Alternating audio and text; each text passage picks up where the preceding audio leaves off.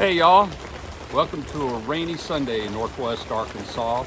This is the Sunday before Memorial Day.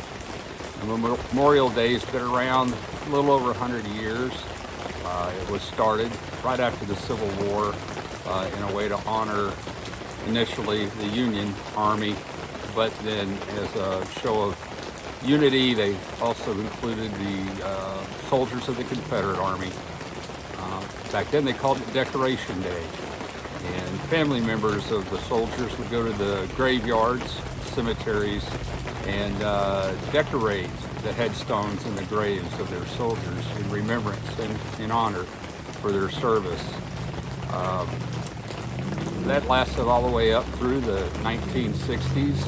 In 1968, it was declared that it would be a national holiday officially recognized on the last Monday in May. And then in 1971, it became actually known as Memorial Day. And so ever since the end of the Civil War, we've been honoring those that we have lost in war. And in current day, we also honor those family members who did serve, but have gone on before us. I call a lot of those family members cousins, uncles, and dad. But they are also my brothers in arms.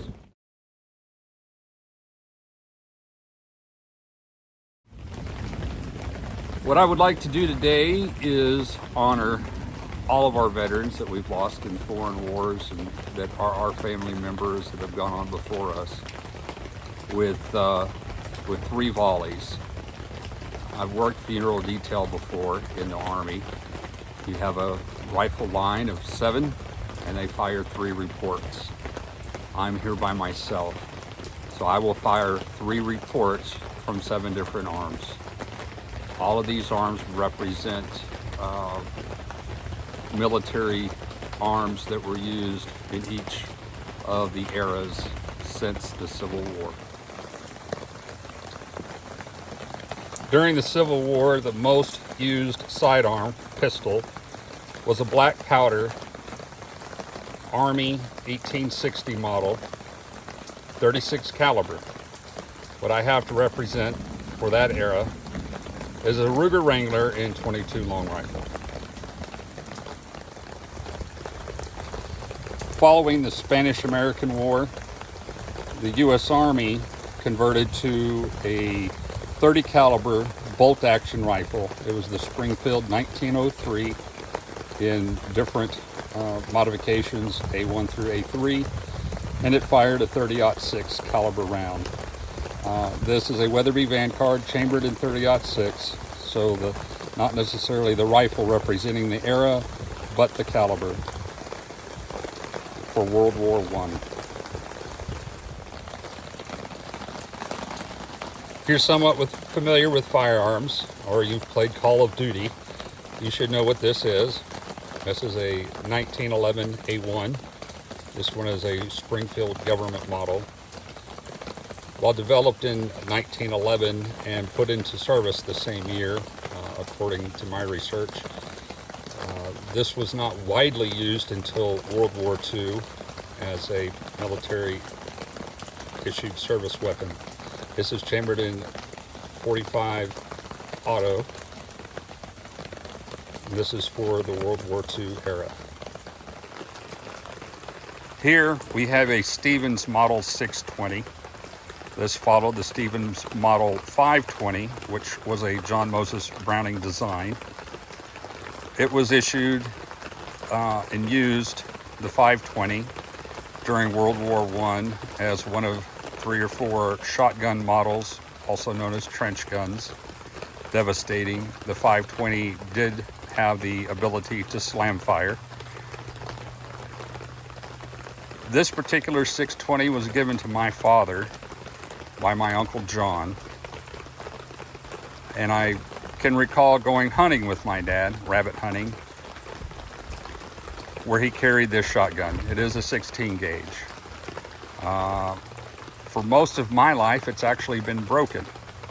The action bar broke into 2 pieces, and Dad spent some time looking to get it repaired.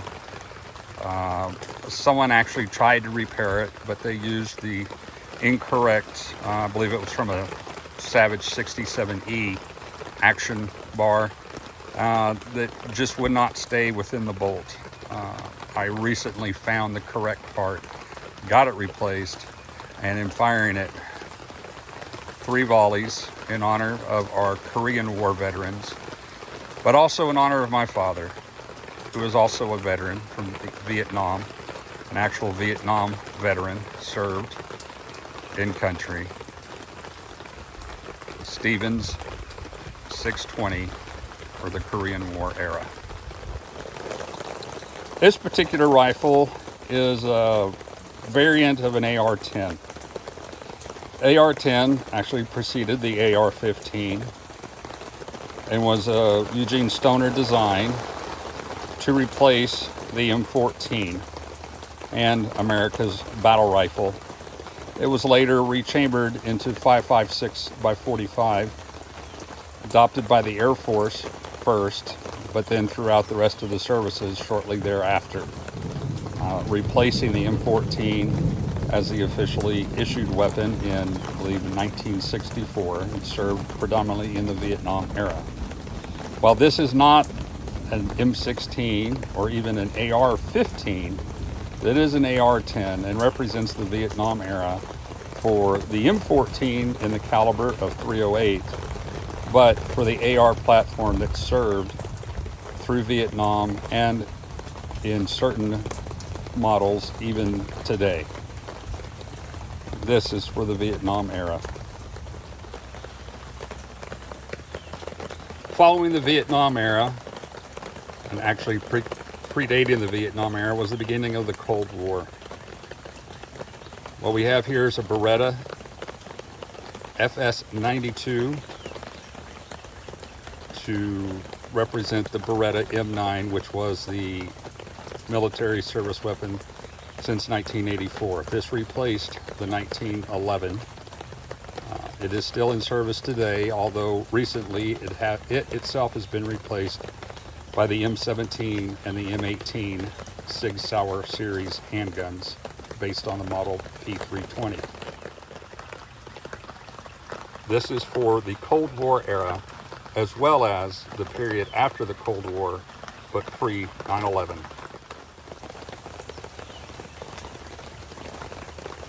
Following 9/11 began the global war on terror. This is an AR-15, very comparable to a military-issued M4, although it is semi-automatic only.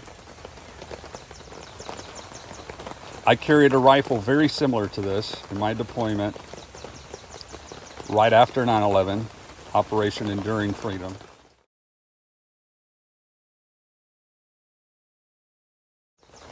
I also carried this in Operation Iraqi Freedom 2.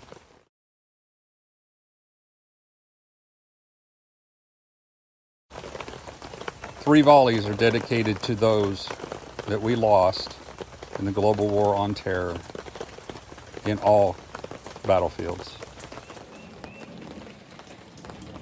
3 volleys, 7 guns, for a 21 gun salute to those veterans that we lost in service. Also to honor those family members that served, that have gone on before us. For all my brothers and sisters, you will not be forgotten.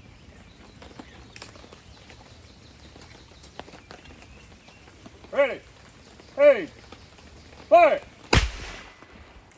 Aim, fire! Aim, fire!